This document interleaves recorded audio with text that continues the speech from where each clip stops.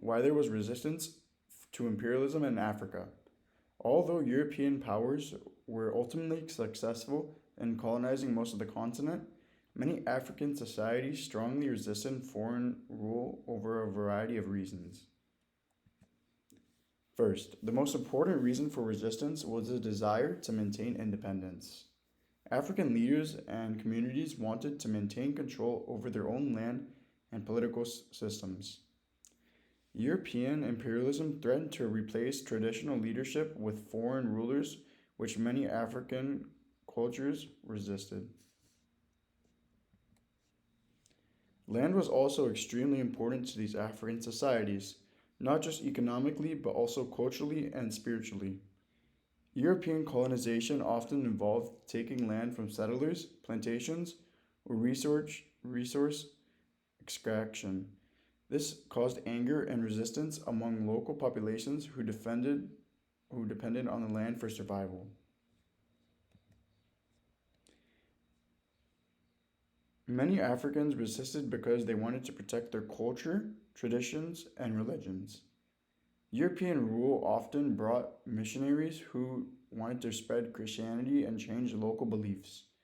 Traditional customs and social structures were also disrupted, leading to further resistance. Economic exploitation.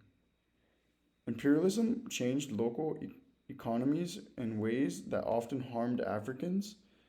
Europeans controlled trade, imposed taxes, and forced Africans to work in mines or plantations.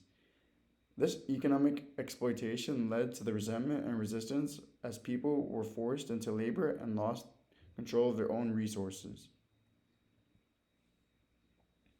There were many important examples of resistance across Africa.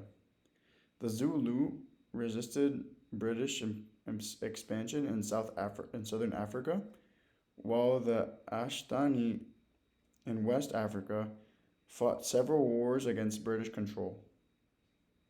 One of the most significant uprisings was the Maji Maji Rebellion in German East Africa, where African communities united in a large-scale revolt against German rule.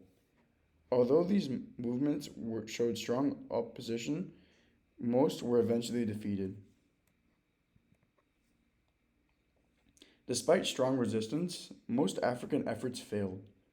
One major reason was the lack of unity between different groups, which made coordinated resistance difficult.